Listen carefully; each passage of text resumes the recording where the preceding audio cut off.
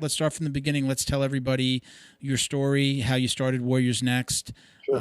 Don't feel like we're going over it again, because again, we have a ton more listeners than we did when you were first on, and I'm sure they'd like to know the story. So long story short is still a long story. So I'll do my best to put it in a nutshell. Yeah. Um, you know, I served in the military for 6 years. I deployed 4 times. 4 times in 6 years. That's a big frequency. I spent a little over 2 years overseas, and then the rest of my time in the military was literally spent training. I went and added it up. In the Air Force, you have a job at home, and then usually you do the same job overseas. But Air Force Security Forces is so diverse. We do anything from like presidential security to like regular airplane security or police. We also do convoys. We do route clearance, which is we drive around the streets of Afghanistan and Iraq, and we clear the roads before the big convoys go through. So we look for bombs, IEDs, EFPs, um, any kind of explosive that could actually injure somebody. So our job is to go out and find these things. I was the lead gunner in 2008. So my job was to find things, and if I miss them, then somebody behind me dies. So if my truck just so happens to get by it, the fourth, fifth, sixth, I mean, there's all these trucks that could possibly die. So think about all that stress, on itself, just listening to that, like you could stop and think, fuck, that would suck, right? Yeah. But imagine being 20 years old. So it's not me saying that like, oh, I've been through more. It's just you stop and think like at 20 years old, that's a lot of trauma. Even if nothing really happened, you go out there every single day prepared to die because you know that there's things these, Al Qaeda, the Taliban, all these guys are really clever. They're really good at hiding these explosives, like to the point where they're covering things in styrofoam and painting it to make it look like the road. Like these guys are very crafty. So anybody who thinks that these guys are stupid because they do live in mud huts. It's the majority of the houses in Afghanistan are literally made out of mud. However, they're very clever. They pay attention to us and they notice what we're doing, and then they slowly change over time.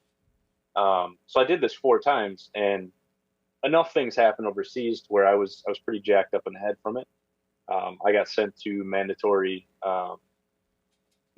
counseling because they thought that I was having some psychological issues, which I absolutely was, but I lied about it constantly.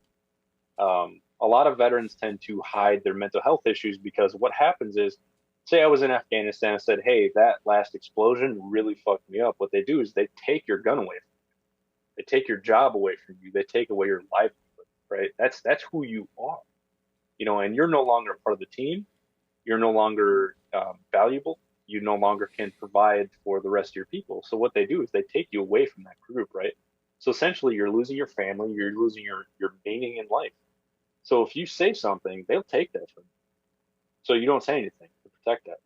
So the problem is people do that for like 4, 5, 6, 10 years. And then they get out of the military and they're expected to just move on with civilian life. It's not that easy, right?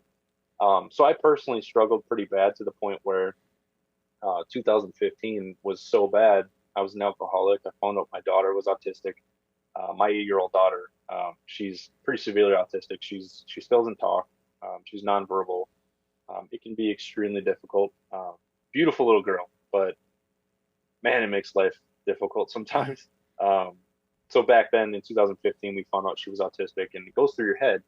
You have what's called a blueprint, right? Everybody has a blueprint of who they want to be. If you're not living that blueprint, chances are I'll show you somebody who's depressed.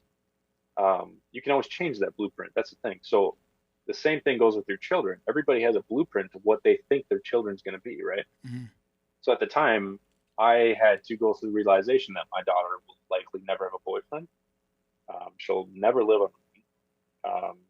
She will never drive a car. She'll never do all of the normal things that most kids do, right? She's her own person. She's an amazing person, but it's not what a father had in mind for their child. So that was really difficult for me. On top of that, there were some infidelity issues with my ex-wife. Now, let me just preface, me and her get along just fine. There's a lot of bad things happen in that relationship. We should not have been together as long as we were. And it got to the point where I actually put a gun to my head and I pulled the trigger. But I was lucky enough to where it was a dry fire. The primer was struck, but the primer was a dud. So I had to spend the next few years trying to figure out why the hell am I still alive?